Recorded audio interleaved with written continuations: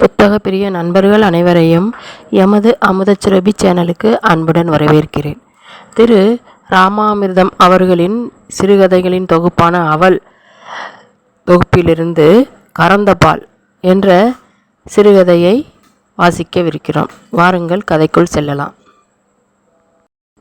ஸ்ரீமான் பாஸ்கரன் வழக்கப்படி விடிவெள்ளி வேளையில் சிந்தாமணி படித்துறையில் ஸ்நானம் செய்து கொண்டிருக்கையில் தண்ணீரில் காலடியில் கெட்டியாக தட்டுப்பட்டு அதை எடுத்து பார்த்தால் விக்கிரகம். அன்று வெள்ளிக்கிழமை. பாஸ்கர் புல்லரித்து போனார். வீடு திரும்பியதும் ரேணு வழக்கம்போல் அப்போதுதான் காப்பி அடுப்பை பற்ற வைத்து கொண்டிருந்தாள். அவளின் குளியல் எல்லாம் காப்பி கடை ஆனபின்தான். பாஸ்கரிடம் ஒரு விசேஷம். தன்னை எடைக்கல்லாக வைத்து கொண்டு மற்றவர்களும் தன் எடையையே அவர்களுடைய செயலில் காட்ட வேண்டும் என்று எதிர்பார்ப்பதில்லை, கட்டாயப்படுத்துவதும் இல்லை. என் அம்மா சின்ன வயதிலிருந்தே என்னை பிராதா ஸ்நானம், சந்தியா வந்தனம், ஸ்தோத்திரம், ஜபம் என்று வளர்த்து விட்டாள். எல்லாரும் அப்படி இருக்க முடியுமா? பல் குத்தி கொண்டே அடுப்பு பற்ற வைக்காமல் இருந்தால் சரி. 5க்கு 2 பழுதில்லையானால் வண்டியை ஓட்டு என்று வாய்விட்டே சொல்ல மாட்டார். அம்மா சரியாக பிள்ளை தலையெடுக்கிற சமயத்தில் வந்த வழி போய் சேர்ந்து விட்டாள். பாஸ்கர் அவளுக்கு ஒரு மகவு. ஆகையால் அவள் மறைந்ததும் அவர் ஒண்டிக்கட்டையாகிவிட்டார். ரேணு புத்தியில் அல்லது தேவையான சமயங்களில் உடல் சுறுசுறுப்பில் எல்லளவும் குறைந்தவளவள். சக்திகள் வரவழைத்தார் போல உள்ளிருந்து சமயத்துக்கு ஆஜர். ஆனால் அவசரம் என்ன, தட்டுக்கெட்டு போறது? மனமாகி 3 வருடங்கள் ஆகின்றன. இன்னும் எதிரும் புதிருமாக 2 பேர்தான். ரேணு மறுதாரம்.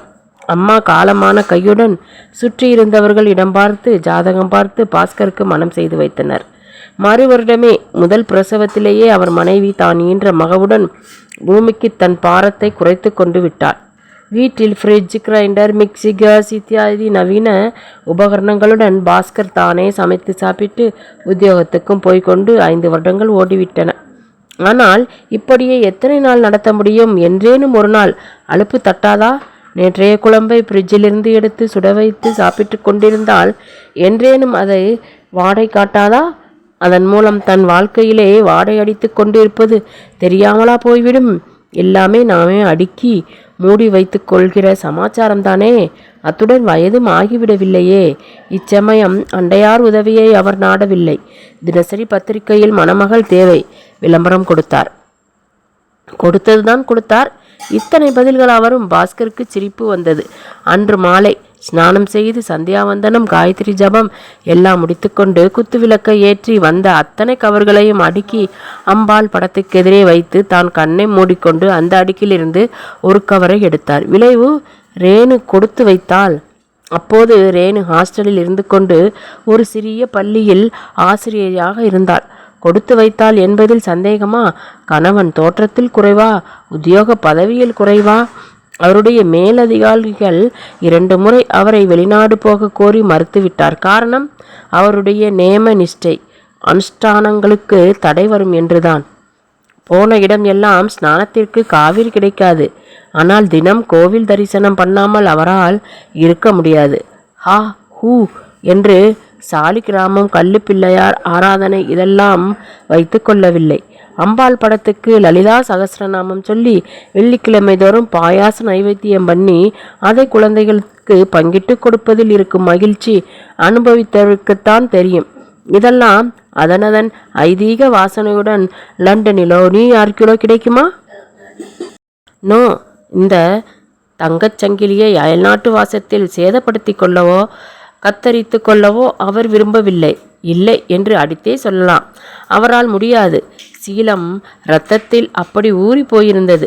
ஒவ்வொருத்தர் மாதிரி தினப்படியே பரபரப்பும் ஏதேனும் அசாதாரணம் நேர்ந்து கொண்டிராமல் பதற்றமற்ற அவருடைய வாழ்க்கையில் இந்த விக்கிரகம் கிடைத்தது அவருக்கு ஒரு அபூர்வமான சம்பவம் தானே.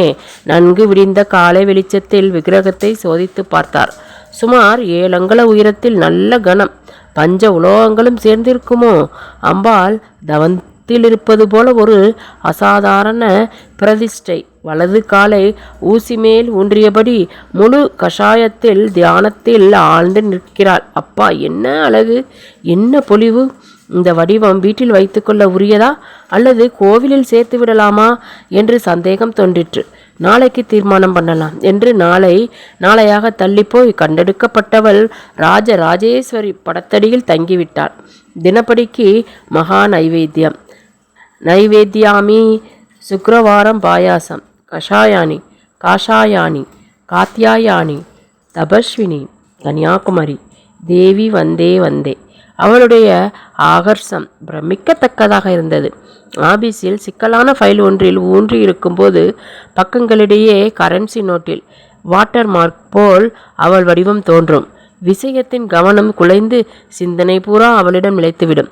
ஒரு திணிசான ஆனந்த நிலை, வியப்பு நிலை. வெகுகாலம் பூஜையிலிருந்து நிறைய உச்சாடனங்கள் ஏறிய நிலையிலிருந்துதான் விக்கிரகம் வந்திருக்கிறது. அதில் சந்தேகமே இல்லை. இல்லையேல் எங்கிருந்து இத்தனை சக்தி இதற்கு? எதிரில் என்னுடைய ஆராதனை எம்மட்டு? ஃபைலில் மறுபடி கவனத்தை திருப்புவார். என்ன ஆச்சரியம்! அதன் சிக்கல் கலைந்து தெளிவான முடிவு தோன்றும். அதை காட்டவே தான் வந்தாலோ? அப்படி தோன்றுகையிலேயே ஒரு பரவசம். அடுத்து சன்னதி பயம். நள்ளிரவில் அழைப்பு விடுத்தார் போன்ற உணர்வில் விழிப்பு வரும். பக்கத்தில் ரேணு முனகி புரள்வாள். சில சமயங்களில் தூக்கத்தில் வீறிடுவாள். அடுத்த நாள் ரேணு, என்ன துர்சுப்பனம் உனக்கு என்று விசாரித்தால், எனக்கு ஒன்றும் நினைப்பு இல்லையே என்று விழிப்பாள்.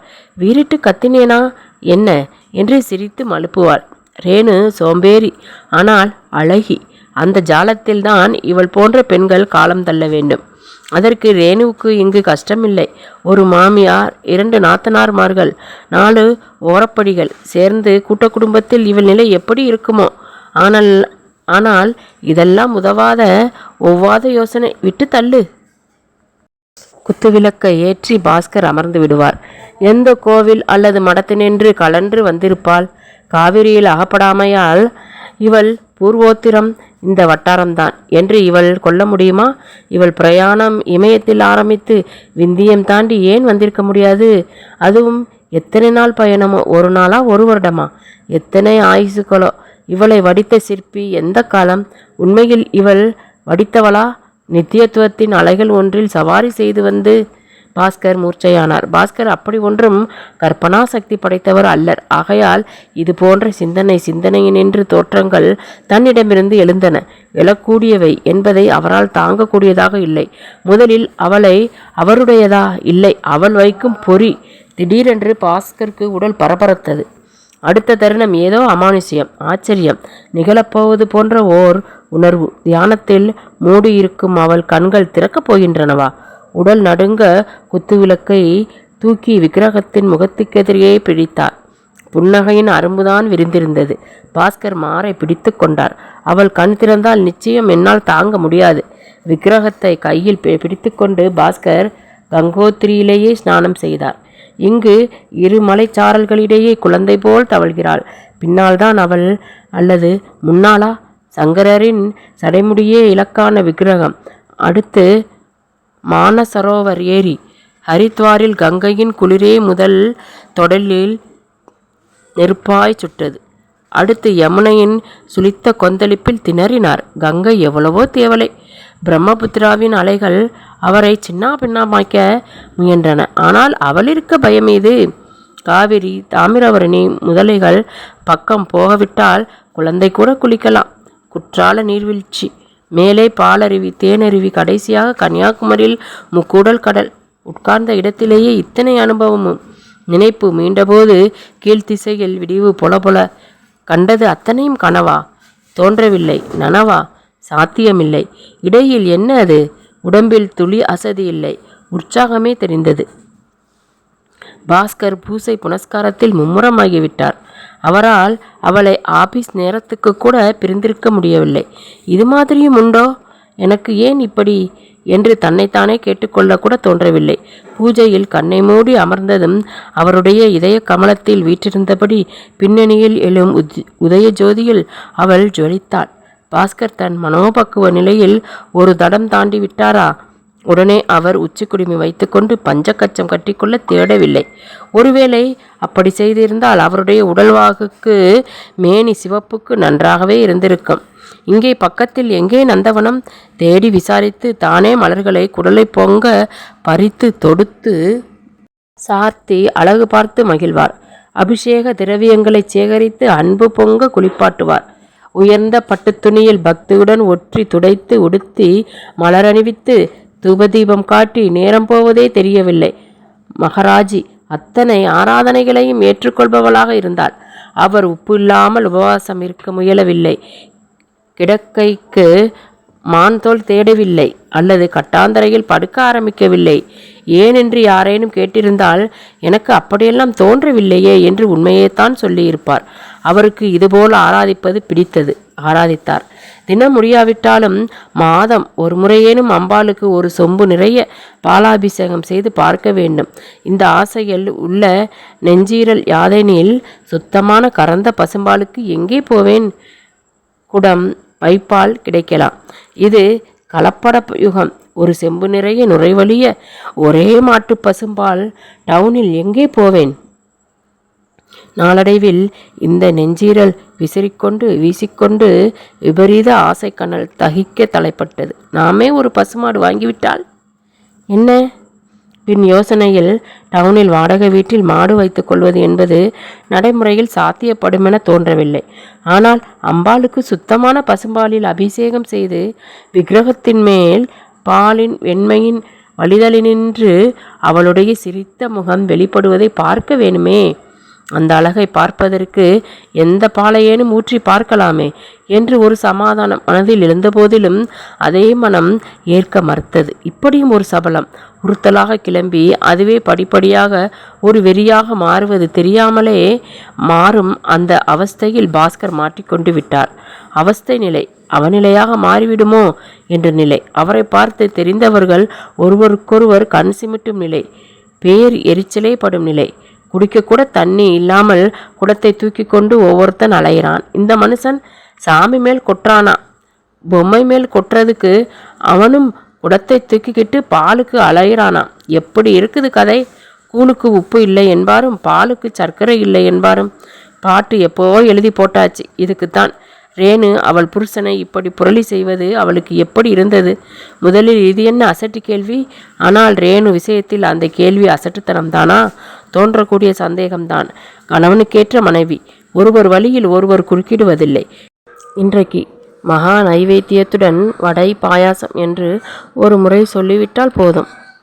பூஜை மணி சத்தம் கேட்டவுடனேயே தாமாக வந்துவிடும். மனம் தெய்வ ஆராதனையில் முனைந்தவுடன் கடை கன்னி வீட்டு வேலை நிர்வாகம் படிப்படியாக அவள் பங்குக்கு சேர்ந்து விட்டாள். அதனால் என்ன? இந்த நாளில்தான் பாதிக்கு மேல் ஆண் பிள்ளை வேலைகளை பெண்கள் தானே பணித்துக் கொள்கிறார்கள். தாங்களும் உத்தியோகமும் பண்ணிக்கொண்டு அவள் பாட்டுக்கு போவாள் வருவாள். எங்கு போனாய், ஏன் போனாய், எப்போ திரும்புவாய் கேட்க மாட்டார். பாஸ்கர் சுபாவம் அப்படி. அவளும் தானாக போன வந்த விவரங்களை சொல்ல மாட்டாள். தேவையில்லை. அநேகமாக இன்றைய எல்லா குடும்பங்களும் இப்படித்தானே நடக்கின்றன. அதில் கூட புதுமையேன்? ரேணு ரோசத்தை பற்றி அல்லவா கேள்வி? அநேகமாக கேள்விக்கு பதில் பிளாங்கி தான். அண்டை வீட்டு எதிர் வீட்டு சகவாசம் என்று ரேணு கொண்டாடுவதில்லை. அவளை தேடி வரும்படியாகவும் வைத்து கொள்வதும் இல்லை. தனி ஜீவி. கிட்டத்தட்ட அப்படித்தான். மலுங்குனி மாங்கட்டை, அழுத்தக்காரி, ஆபத்தான கேள்வி. என்னை கேட்டால் நமக்கேன் பாடு என்று இருந்தாளா? இருக்கலாம். நமக்கேன் பாடு என்பதே நடைமுறை தத்துவமாக இந்நாளில் விளங்குகிறது. ஒரு நாள் வாடிக்கை பால்கார கிழவன் எருமைப்பால் வந்தான். சாமி, இன்னைக்கு சாயந்தரம் பசுமாடு வீட்டுக்கு கொண்டு வந்து கறக்கிறேன். ஒருவேளை தான். வாடிக்கைக்கார சேட் பம்பாய் போயிருக்கார். நாளை பிளேனில் திரும்பி விடுவார். இஷ்டமா? ஒருவேளை தான். கிடைத்தவரை லாபம். பரவாயில்லை. 1.5 லிட்டர் கறக்கும் ஜாதி மாடு. பால் தடிப்பு தான்.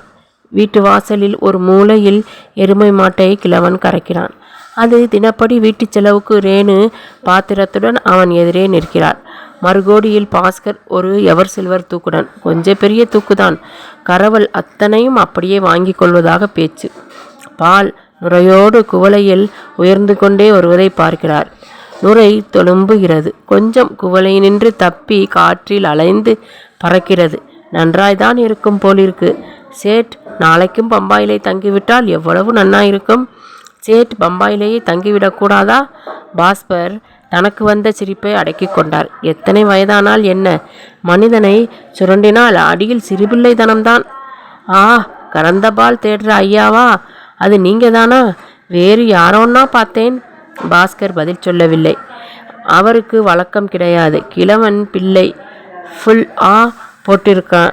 பாஸ்கர் எப்பவுமே அனாவசியமாக வாயை கொடுக்க மாட்டார். அவருடன் சம்பாஷணை அநேகமாக ஒரு தலையாகத்தான் அமையும். அதற்கு கூட ஒரு நேக் வேணும்ல. ஐயா கிட்டே ஒன்று சொல்லணும்னு ரொம்ப நாளாக எனக்கு எண்ணம். என் அப்பன் எதிரே இருக்கான். இருந்தாலும் சொல்கிறேன். நான் நல்லா போட்டிருக்கேன், எனக்கு தெரியும். ஆனால் நான் போட்டிருக்கப்பதான் நான் சொல்ல நினைச்சதை சொல்ல முடியும். ஐயா, உலகத்திலே கறந்த பாலே கிடையாது. அடித்து சொல்கிறேன், கடவுளுக்கே அந்த எண்ணம் கிடையாது. அம்மா, நீ என்ன சொல்கிறே? ரேணு முகம் வெளுத்து சிவந்து நீளமாகி மறுபடியும் வெளுத்து, இதென்ன டெக்னிக் கலர்? பாஸ்கருக்கு வியப்பு. ஐயா, கறந்த பால்னா என்ன தெரியுமா? ஏமாந்தாங்கொல்லி. அவளுடைய நெற்றி நரம்புகளில் பச்சை கொடி ஓடிற்று. விழிகளில் ஏன் அப்படி ஒரு திகில்?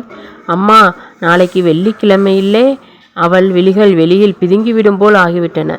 அம்மா, நாகம்மா, என் உடன் பிறந்தா? புதிர் மேல் புதிர். ரேணுவுக்கு திடீர் களைப்பில் விழிகள் செருகின. சட்டென உள்ளே போய்விட்டாள். கிழவன் பாதி கரவலினின்றி வெடுக்கென எழுந்து வந்து அணை கயிற்றினாலேயே பையனை வீறு வீறு என்று வீறினான். அடி செருப்பாளே, சூவர், உன்னை எவன் விளக்கம் கேட்டான்? பையன் வயது கொண்டே எழுந்து ஓடினான். குவளை அப்படியே தரையில் உருண்டது. டேய், ராத்திரி நீ வீட்டுக்கு வரமாட்டே. அறிவோடு காத்துட்டு இருக்கேன், வா. கிழவன் ஒல்லி மூச்சு இறைத்தது. வயிறு முதுகோடு ஒட்டி துருத்தி வாங்கிற்று. பூமியில் பால் தேச படம் மறைந்து இன்னும் விரிந்து கொண்டே போயிற்று. முழு தூய்மையான பண்டம் யாருக்குமே கிடைக்காது என்று ஆண்டவன் விதியோ? உன் முயற்சிகளை என்னிடம் கொண்டு வா. உன் முயற்சிகளில் நீ தோல்வியுற்றால் உன் தோல்வியை என்னிடம் கொண்டு வா. இது கீதையினின்று ஒரு வாக்கியம். ஆங்கில மொழிபெயர்ப்பன்று. பாஸ்கருடைய மனதில் சொந்த தமிழ் மொழிபெயர்ப்பு. கீதையுடன் அவருக்கு இன்னும் அதிக பழக்கமில்லை. ஆனால் அந்த அடி இப்போது தோன்றுவானேன்? கணவன் மனைவி இடையே பல பரீட்சை முறை இல்லைதான். அவளும் அவளுடைய அந்த கேள்விக்கு ஒரே கேள்விக்குத்தான் காத்திருந்தாள். இல்லை, காத்திருந்தாளா? அந்த கேள்வியை கேட்டிருந்தால் உடனே ஒரு நுனியை பிடித்து இழுத்தால் அத்தனை முடிச்சுகளும் அவிழ்வது போல் புதிர் பிறந்திருக்கும். இல்லை, பிரிந்திருக்குமா? அவருடைய நடமாட்டத்தை, செயல்களை, அவள் விழிகள் தொடர்வதை, அவர் முதுகை துருவுவதை பாஸ்கர் உணர்ந்தார். என்னவோ நேர்ந்து கொண்டிருக்கிறது. ஆனால் பாஸ்கர் அந்த கேள்வியை கேட்க மாட்டார். தானாக கனியாததை தடியால் அடிக்க மாட்டேன். பாஸ்கர் மலுங்குனி மாங்கட்டையா? அல்ல அழுத்தக்காரரா? அல்ல. நமக்கேன் பாடு? நடைமுறை தத்துவத்தின் கடைப்பிடிப்பா? இப்படி இருப்பது சரியில்லை என்று எனக்கே தெரிகிறது. ஆனால் ஏன் இப்படி இருக்கிறேன் புரியவில்லையே. சமையல் கட்டு வேலை முடிந்த பின்னர் ரேணு ஒரு தலையணையையும் ஜமக்காலத்தையும் எடுத்துக்கொண்டு பக்கத்தரைக்கு சென்று விட்டாள். இது அவர்களிடையே புதுசு. இது ஒரு சவால்தான். அந்த கேள்வியை கேட்க நோ ஐ வாண்ட் குறுக்கிடுவது வரட்டு கௌரவமா? எலியுடன் பூனை விளையாட்டா? ஈஸ்வரி, நீதான் சஞ்சலத்தை தீர்க்கணும். நள்ளிரவில் எழுந்து பூஜை அறைக்கு சென்றார். குத்து விளக்கில் சுடர் முத்தாட்டம் எரிந்து கொண்டு அசைவற்று நின்றது. அது எரிந்த ஒளியின் நிழலாட்டத்தில் அவளுடைய அற்புதமான அந்தகாசத்தை புரிந்து கொண்டு கண்களை மூடி தவத்தில் இருக்கிறாள். உள்ளே திரும்பிவிட்ட பார்வைக்கு அவளுக்கு என்ன தெரிகிறது? இல்லாவிட்டால் ஏன் இந்த அற்புதமான புன்னகை? மந்தகாசினி. அவள் கட்டை விரல் ஊசி முனையை அழுத்தி கொண்டிருக்கிறது. பாஸ்கர் குனிந்து உற்று நோக்கினார். இன்றுதான் புதிதாக பார்ப்பது போல் தோன்றியது. இந்த விக்கிரகத்தை செதுக்கிய சிற்பியே ஒரு அவதார புருஷனாகத்தான் இருந்திருக்க வேண்டும். எவ்வளவு சன்னமான ஊசி! ஆனால் என்ன திடம்! தேவியை அவள் தவத்தில், அவளை தூங்க விடாமல் சதா தவத்தில், தவமெனும் நெருப்பில் அவளை காப்பாற்றி கொண்டிருக்கிறது. அப்போது ஊசி முனை அவள் தவ உலகத்தையே தாங்குமெனில் அந்த கவலைகள் எவ்வளவு அற்பம்! அவளிடம் கொண்டு போய் வைப்பதற்கே லாயக்கில்லை. மறுநாள் ஆபீஸிலிருந்து பாஸ்கர் திரும்புகையில் ரேணு வாசலில் காத்திருந்தாள். வாசற்கதவு பூட்டியிருந்த சாவியை அவரிடம் கொடுத்தார். இதுவும் அவர்களிடையே புதுசு. வாங்கோ, போகலாம். எங்கே? ஏன்? கேட்க மாட்டார். இருவரும் நடந்தனர். யாரேனும் கவனித்திருக்கிறீர்களா? சில சமயங்களில் பார்வைக்கு ஒரு திடீர் பளிங்கு ஏற்படுகிறது, அல்லது அப்படி தோன்றுகிறது. அதில் அதுவரை பலகால விஷயாதிகள் ஒரு புது பரிணாம அர்த்தத்தை, தோற்றத்தை கூட அடைகின்றன. ஆச்சரியமாயில்லை? இதுவரை எப்படி இதற்கு நான் குருடாக இருந்தேன்? அவள் முகத்தில் எப்படி இயற்கையே துடைத்து விட்டார் போல் இந்த அதிசுத்தம்! அவள் கூந்தலை கொண்டையிட்டு கொண்டிருந்தாள். பொய் கொண்டை போட்ட மாதிரி கூந்தலின் நிஜம் இப்படியே நடந்து கொண்டே இருக்கலாமா? அவர்கள் மேல் இறங்கிய ஏதோ ஒரு அமைதியின் சிறு கனைப்பில் இருவரும் பேசவில்லை. ரேணு மெதுவாகத்தான் நடந்தாள்.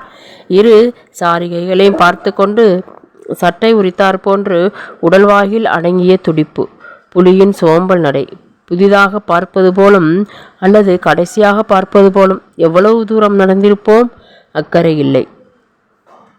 ரேணு திடீரென ஒரு வீட்டெதிரே நின்று கதவை மெதுவாக விரல் கணுவால் தட்டினாள். கதவு திறந்தது. ஒரு கப்பல் பாஸ்கரை பார்த்ததும் அந்த ஸ்திரீயின் முகம் மாறிற்று.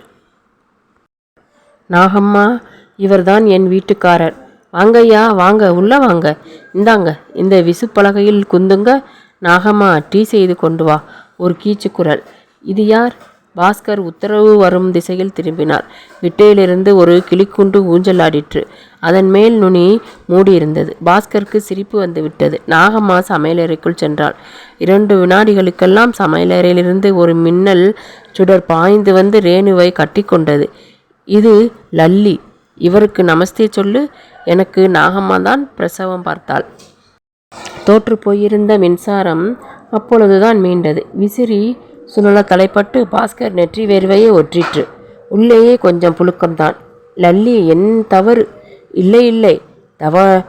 தவடையில் ஒரு கையால் மாற்றி மாற்றி தட்டி கொண்டான். தவறு செய்தவள் நான். ஏமாந்து போனவள் நான்.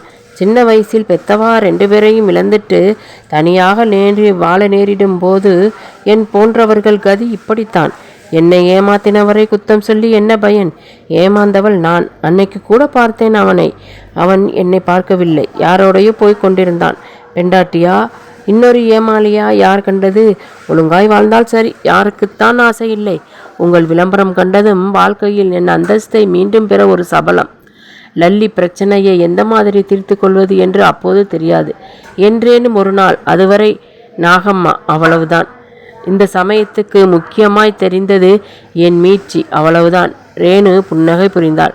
நாகம்மா வெளியே வந்தாள். அவள் 2 கைகளிலும் ஏந்திய தட்டில் 2 கோப்பைகளில் இருந்து மனமான ஆவி பறந்தது. பாஸ்கர் டீயை மெதுவாக அனுபவித்து பருகினார். ஜன்னலுக்கு வெளியே சர்வ நிசப்தம். சந்துதான், ஆனாலும் சர்வ சுத்தம். ரேணு டீ சாப்பிடவில்லை. அவள் கைகள் அவள் மடியில் அமைதியான சிறகுகளாய் ஒன்றன் மேல் ஒன்றாய் உறங்கிக் கொண்டிருந்தன. அவள் காலடியில் லல்லி தானே தன்னுடன் ஏதோ பேசிக்கொண்டு ஏதோ விளையாடி கொண்டிருந்தாள். பாஸ்கர் எழுந்து நின்று என்ன உயரம் குனிந்து லல்லியை தூக்கி கொண்டார். சாவியை ரேணுவிடம் மறுபடியும் ஒப்படைத்தார். போகமா? தேங்க்ஸ் நாகம்மா. கூண்டுக்கிளி. கூடத்தின் அந்த இருளில் திடீரென பாஸ்கர் கன்னத்தில் உதடுகள் உராய்ந்தன. பாஸ்கர் மார்பிள் பாறை ஏதோ உருகி உடைந்தார் போன்ற பயங்கர இன்பம். கல்லா, பனியா, நெய்யா? நீங்களா? கறந்த பாலை தேடுறேல்? அவள் விழிகள் ஸ்படிகத்தில் பளபளத்தன. கண்ணீர் கசிந்தால் இவ்வளவு அழகா? மறுநாள் மாலை பாஸ்கர் ஆபீஸிலிருந்து திரும்பி உடுப்புகளை கலற்றி உடம்பை சுத்தம் செய்து கொண்டு பூஜை அறையில் நுழைந்தார். விக்கிரகத்தை காணும். ரேணு குத்து விளக்கை ஏற்றி கொண்டிருந்தாள். எனக்கு ரொம்ப நாளாவே எண்ணம், இந்த மாதிரியான பிரதிஷ்டை நமக்கு வழிபாடு வழி தெரியாமல் சம்சாரி வீட்டில் நீடித்திருப்பது சரியல்ல. அதனால் இன்று அவள் வந்த இடத்திலே கொண்டு போய் விட்டுவிட்டேன். ஒரு கணம், ஒரு யுகம். கண்ணுக்கு கண், கருவிழிக்கு கருவிழி, நேருக்கு நேர் சலசல. பாஸ்கர் முதுகு திரும்பினார். அவருக்கு தெரிகிறதோ இல்லையோ, முதுகுக்கு உசிதம் தெரியும். ஆமாம், அவள் சொல்லுவதும் வாஸ்தவம்தான். அடுத்து கொடுத்து வைத்தவனுக்கு கண் திறந்துவிட அவள் போக வேண்டாமா? அவள் கைவிரலுடன் 2 பிஞ்சு விரல்கள் கோர்த்து கொண்டன. அப்பா. கறந்தபால் சிறுகதை இத்துடன் நிறைவடைகிறது. அடுத்த சிறுகதையில் மீண்டும் சந்திப்போம். அதுவரை காத்திருக்கவும்.